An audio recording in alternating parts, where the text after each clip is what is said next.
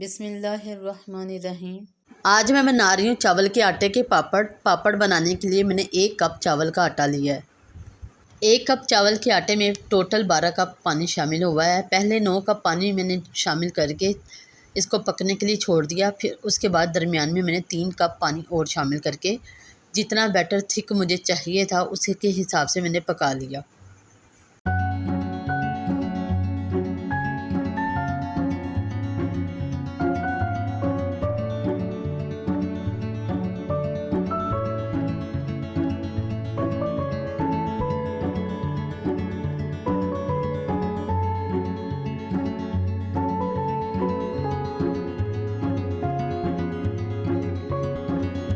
पापड़ का बैटर तैयार हो गया है। अब मैं इसमें 1 टीस्पून नमक शामिल कर रही हूँ। नमक शामिल करने के बाद इसको मिक्स कर लूँगी।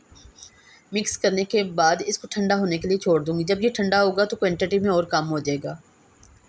ठंडा होने के बाद अब मैं इसमें 1 टीस्पून कलवंजी, 1 टीस्पून चिली फ्लेक्स जिसे दड़ा मिर्च कहते हैं, और थोड़ा सा बारीक कटा हुआ धनिया शामिल करके इसको अच्छी तरह मिक्स कर लूँगी। पापड़ का बैटर कितना थिक होना चाहिए इस पर मैं वीडियो बनाना भूल गई थी। एक प्लेट में पापड़ के बैटर को शामिल करें। अगर वो चारों तरफ फैल रहा है तो इसका मतलब ये है कि इसको और पकाने की ज़रूरत है, और अगर एक ही जगह पर फिक्स है तो इट्स मीन ये पापड़ का बैटर बहुत अच्छी तरह तैयार हुआ है और इसके पापड़ बहुत अच्छे बनेंगे। एक प्लास्टिक शीट बिछा लें और उसके ऊपर आप पापड़ बनाना शुरू कर दें। आप एक स्पून लें और जितना बैटर आपको चाहिए आपने पहले एक ही दफ़ा उतना बैटर डाल के फिर इसको आपने शेप देनी है। अब सवाल यहाँ ये आता है कि पापड़ फटते और टूटते क्यों हैं।